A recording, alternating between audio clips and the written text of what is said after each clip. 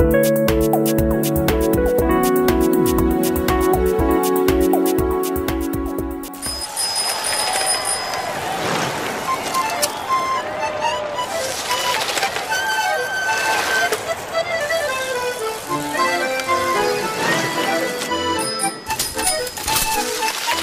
7 juillet prochain, Montauban accueillera l'arrivée de la 6e étape du Tour de France.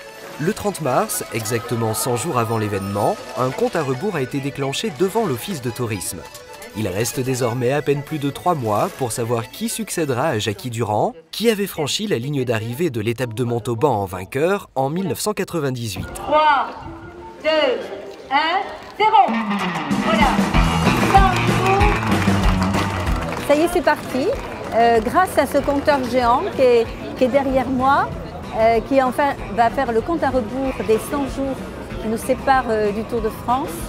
Sur cette place Pénélope, bien nommée finalement, quand on sait que Pénélope a passé sa vie à décompter les jours qu'elle a séparés du retour de Nice, eh bien, nous allons pouvoir faire un événement de plus pour une étape finalement dans cette arrivée qu'on attend tous le 7 juillet à Montauban. Je crois qu'en effet, il faut que le 7 juillet, ce soit la fête du vélo, mais aussi la fête de Montauban.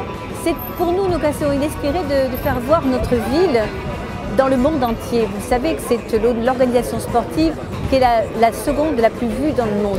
Plus de 190 pays seront derrière leur téléviseur pour l'arrivée à Montauban et pour toutes les villes d'étape. Donc c'est un moment crucial et important pour nous tous.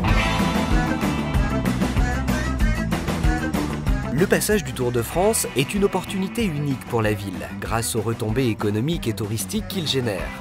En effet, des dizaines de milliers de spectateurs sont attendus sur la ligne d'arrivée.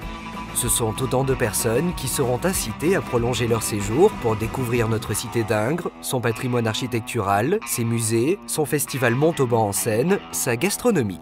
À Rodez par exemple, qui a accueilli le Tour l'an passé et dont la mairie nous a gracieusement prêté le compte à rebours, 20 000 personnes étaient présentes sur les soirées organisées en centre-ville.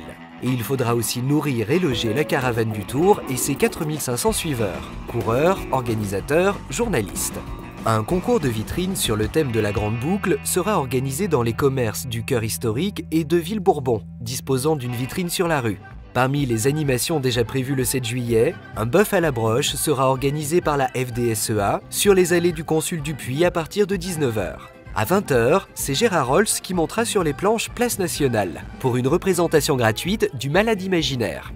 À 21 h, les spectateurs pourront zouker avec la compagnie créole lors du concert gratuit organisé par la ville sur l'esplanade des Fontaines dans le cadre de Montauban en Seine.